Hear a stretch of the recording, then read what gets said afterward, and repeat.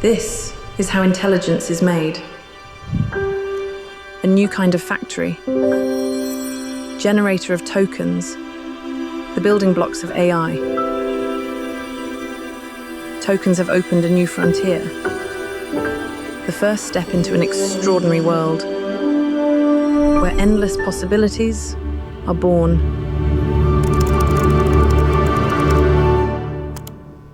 Tokens transform images into scientific data, charting alien atmospheres and guiding the explorers of tomorrow. They turn raw data into foresight. So next time, we'll be ready. Tokens decode the laws of physics to get us there faster.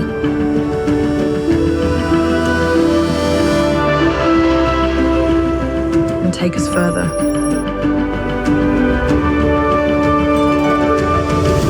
Tokens see disease before it takes hold.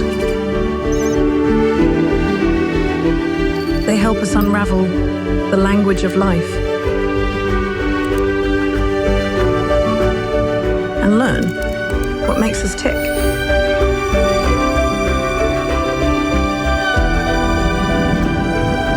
Tokens connect the dots so we can protect our most noble creatures.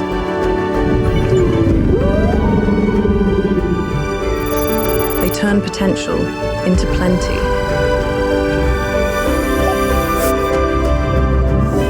And help us harvest our bounty.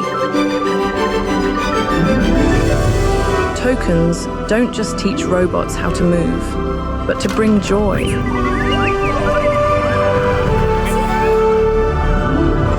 To lend us a hand.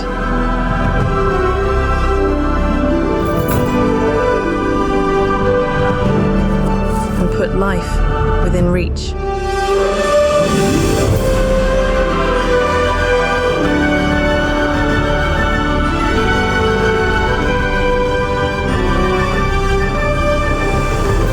Together, we take the next great leap to bravely go where no one has gone before.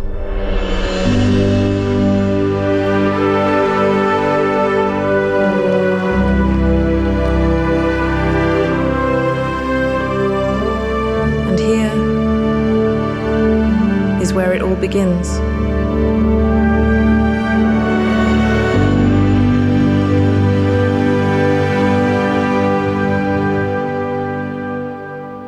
Good afternoon, everyone. Hope you have enjoyed the video, and that's where I work, you just saw. That's NVIDIA's headquarters. So, in the video, you might have seen like a lot of applications which we have talked about. Since morning, you are seeing a lot of panels and the discussions, which is going through what AI can do, what AI cannot do, right? This was just a very simple demonstration of the wide variety of the applications which you can really solve, the kind of the problems you can solve with AI. Before I go and talk a lot more about that, let me go back and a bit talk about NVIDIA. I hope every one of you more familiar with NVIDIA today. I hope not because of this talk, but because of the work which we do. Okay? NVIDIA is an accelerated AI platform computing company. It's a platform computing company. We are not just a computer maker. We are a computing platform. And that fundamentally changes the way we do the things and the way we operate the things. And the way everyone in this room can work with us, partner with us, and can really push the heights what accelerated computing and AI can do in any industry which you're working on. If you see here, we are like multi-stack company, right? We call that as a full stack. And the basis of this stack, as many of you know, NVIDIA designs a lot of chips. But it's not just the chips. The way this AI needs an infrastructure, we call it as an AI factories. The reason we call it factories, because your input is your data, and your output is intelligence, right? Here, because every factory needs to generate something, and here you are generating the intelligence. So the basic infrastructure, that's what you need. We call that as AI factories.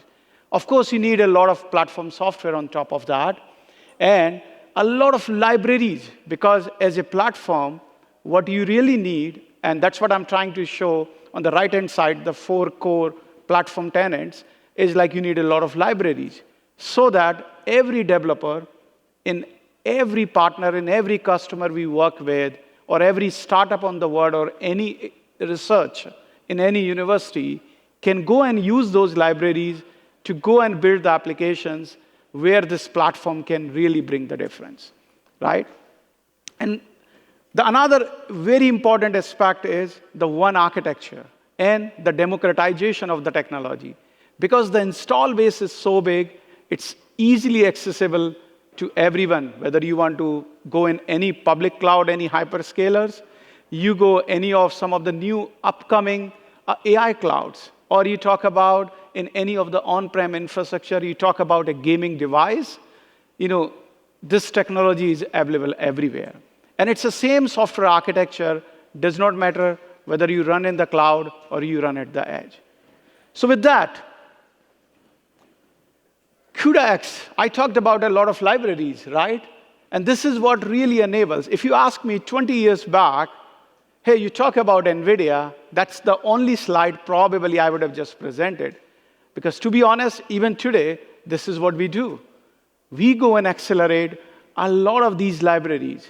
There are many libraries I'm showing them, but 1 and 2 are very favorites to me, and they are very popular. One of them is QPyNumeric. If any one of you using NumPy, which is like one of the very fundamentals, if anyone using AI, it's a very popular library. Just the CUDA accelerated version of that, what we call as a QNumPy, last year alone has a 400 million downloads. So you can imagine the popularity of this, the way it's going. But on the other hand, it's really solving the problems which you are looking to solve today, right? There are many other examples like QLitho. The chip design happens with the lithography. That's a fundamental in any semiconductors. We designed this library to ensure the chip design is being accelerated. They can think about using AI, and that we helping them, and that helps them because we also need to design a lot of chips. And there are many, many other libraries which are available. But the innovation does not stop just there. The innovation, what we have been trying last 30 years in this company is kind of almost every day we're thinking about what's new, what's next. As you can see, I think the first thing is the Blackwell. This is our latest generation GPUs, which was production last year. And if you just see in the 1 year of this architecture coming in production, we have millions of these GPUs available across every cloud, all in the enterprises. And that really shows the adoption of this technology, AI, is happening at such a fast pace. But as you remember, I talked about it's not just about designing the AI factories or the data centers. It's a full-stack computing problem. AI training or inference, both are full-stack computing problem. If you think from that perspective, another very important thing is what's the platform software. So we just recently talked about the NVL72. Think of these are 72 GPUs connected to each other via very fast interconnect, and you have an entire AI software, system software running on that. And we announced something called like Dynamo, which is a library to help you accelerate all of this AI up to 40x, which is compared to the previous generation. We also talked about like what we call as the next generation of what's coming after Blackwell. And the innovation to drive this technology moving forward, you really need to drive that pace of innovation. And we are currently today at an yearly cadence of coming up all these chips, all these new AI factories, all this entire software. And finally, we have this AI infrastructure, which is within the enterprises or with like helping a lot of other modalities around the world. Let me talk about, like, I talked about the platform. I really given this, hey, how we are driving the pace of the innovation. When the question comes, why we have to move so fast? What's happening around the world? What's happening in this space of AI? You might have heard since morning, everyone is talking about, hey, AI can do that. You can transform this. You can solve the weather problems. You can solve the healthcare problems. But there are some fundamental changes. How this technology is evolving is happening. So many of you might be remembering the days, what first phase of AI, people call it as a perception AI. It was basically your computer vision problem, right? Where you go and perceive the things around you, and you say, hey, this is a cat or this is a dog, right? Think of the very early days of the deep learning. You perceive, that's what perception AI was. But then, there is a fundamental change has happened the way this technology has evolved, and that's really what the word is known as generative AI. So in the perception AI, what you were doing, you need 5 different things.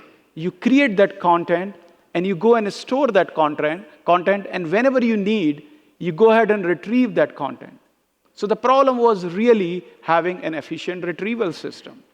While with the generative AI come up, now, rather than you really need to retrieve, now you can go and generate, the information.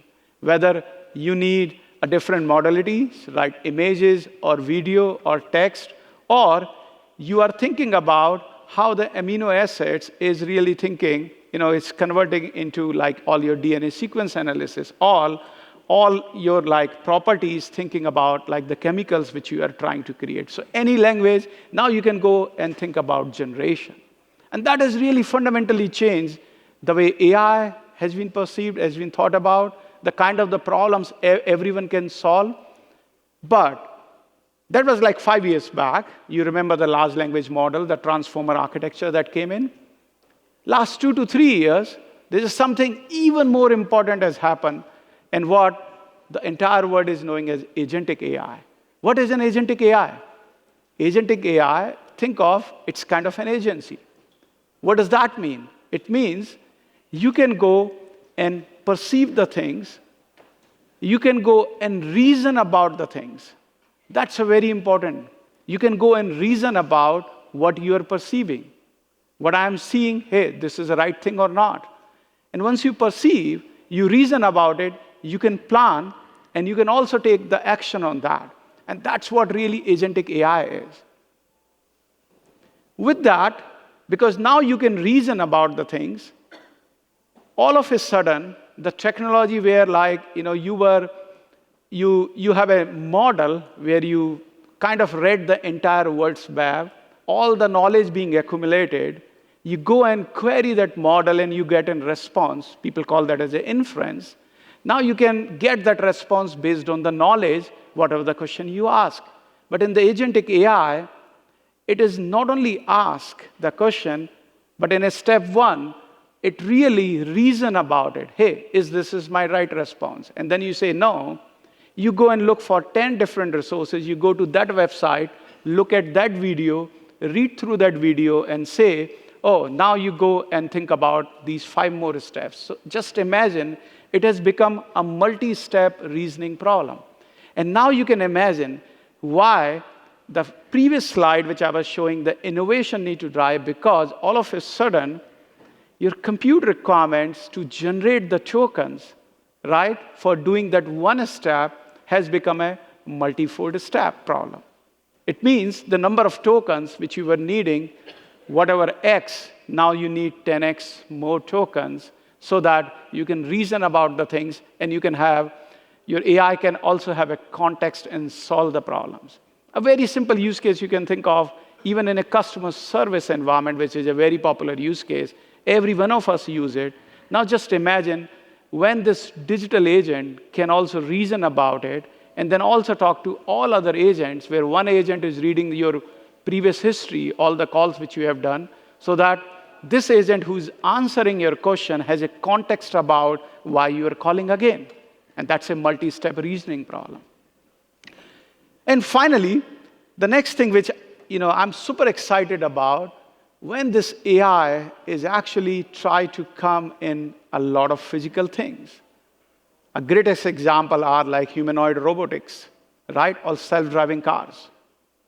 So this AI is taking or coming into a physical form in form of these machines, which are going to help and assist us. I will talk about that later on. But moving forward, let me give you a bit more concrete example. And this is a bit funny example, and basically I'm going to read about it. I need to have at least 7 people around a table at my wedding reception table, right? But my parents and my in-laws are not going to sit next to each other, probably a common thing, okay? And then my wife thinks that she should always sit left to me, and then I have my best buddy who wants to sit right to me, and then I also have a guru or like the priest or like whomsoever you want to call it, will also be sitting on the table. Now, how do I go and think about making these people sitting on the table? As you can imagine, when you will be thinking about, there are multiple steps which you really need to go and solve this problem. Now, if you take a llama model, and you just ask this model, so based on the knowledge, it will give you some response. There are very good chances that response may be incorrect, because it's just responding you based on the understanding or the knowledge that model has. It means, but it's roughly taking around, let's say, 400, 500 tokens. But now you run the same question with a reasoning model with the agentic AI system. What's happening? Because now you are going through this multi-step reasoning. Oh, my in-laws and my parents cannot sit next to each other, means the system need to rethink about the entire design. And then you have your best man who's coming and your wife where she want to sit. There's a lot of steps the model need to think through that. All of a sudden, now your compute requirement becomes almost like 8,000, 9,000 tokens, which is 20x more than what a typical LLM or generative AI model has talked to you. And this really shows that why the pace in driving that innovation is very much needed, because that's where your systems are becoming more real-time, when your systems are really becoming more responsive, and they are giving the responses which you can really see, hey, it makes sense, right? I think a lot of previous speakers before me talked about, hey, we need to really think about these systems are working, what we need to do. But this is the next level, right, where agentic AI is really going to make that happen with this reasoning models. I think DeepSeek was one of the very popular reasoning model which you might have heard. With that, let me change and a bit of context and show you what all different kind of the applications which today generative AI and agentic AI are already doing. I think one thing which we have to fundamentally remember, whenever a new technology comes, there's 2 ways you can respond to that. You can always think about, hey, what's the problem?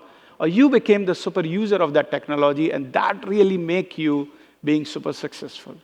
I think one of the things which I'm sure most of you will be using, and if you're not using, like I use on a daily basis, is all the different co-pilots, right? Now, I have sometimes 20 meetings in the day, and I cannot make all the meetings. I just go my co-pilot and ask, summarize the meetings for me. What a beautiful way. Sometimes an email chain, which is having 100 emails being responded on the top of that, and I'm reading that email after 2 hours, and there's already 100 email conversations, I ask co-pilot to summarize. Just imagine my level of the productivity has gone multiple fold up. Similarly, you can think of like, the search and social media. There is no search today on the web happens which is not using AI. Any e-commerce website you go, any recommendations you can see, they all are powered by the AI, right? Content creation, right? Think of software development, the financial services. Any industry will not be untouched the way, this AI is going to transform. And very interesting thing which is happening now, moving forward, you remember in the older days, when a new startup is coming, they used to raise some funds, and they say, thinking about, okay, I need to go and hire my this many software engineers.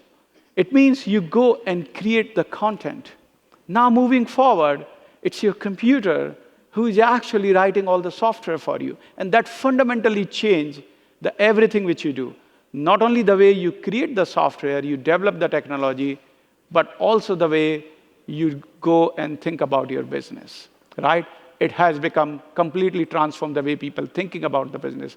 There's so much discussion about how do you go and monetize these tokens, right? Token economics is a pretty popular point of discussions. Okay, let me give you some 3 very real examples. These are some of the examples, they worked with us very closely. Bloomberg, right? When the general large language models came, they kind of read everything which is available on the web, but they become more like of a generalist, think of that way.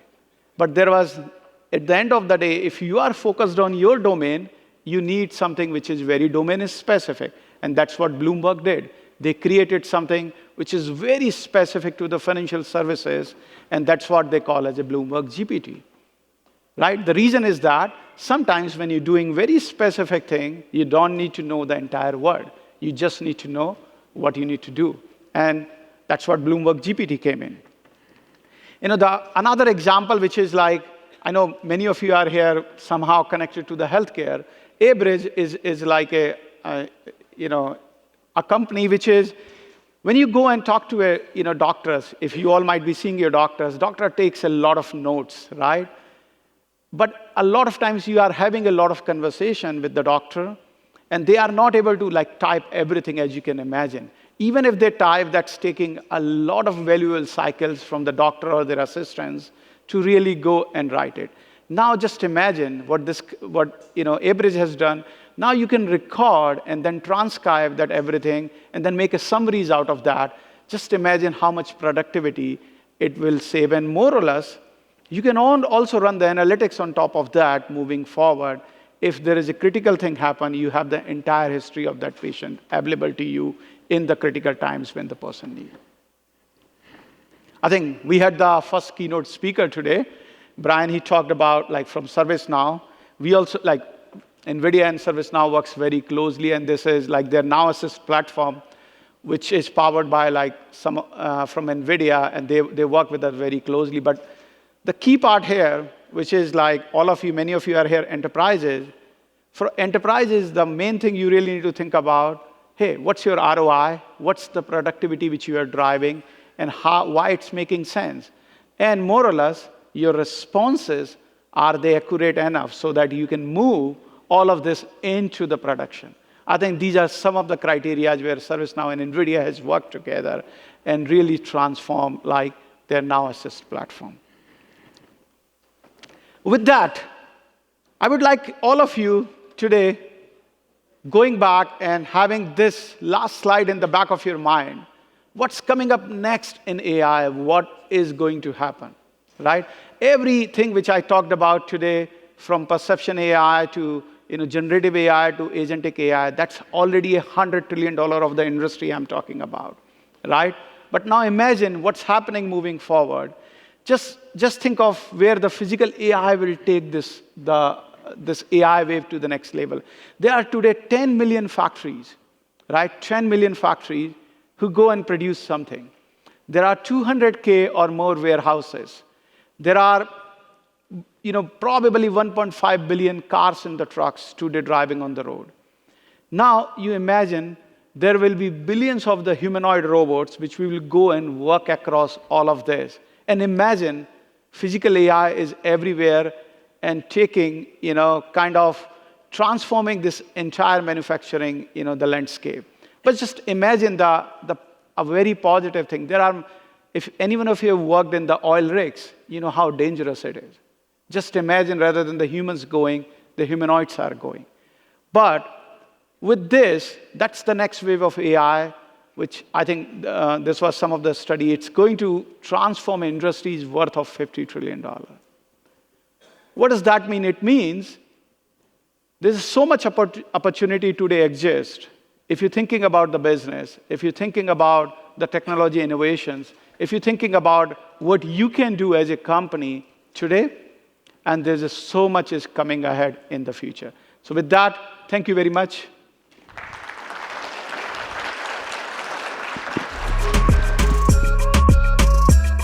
Thank you so much, Pradeep.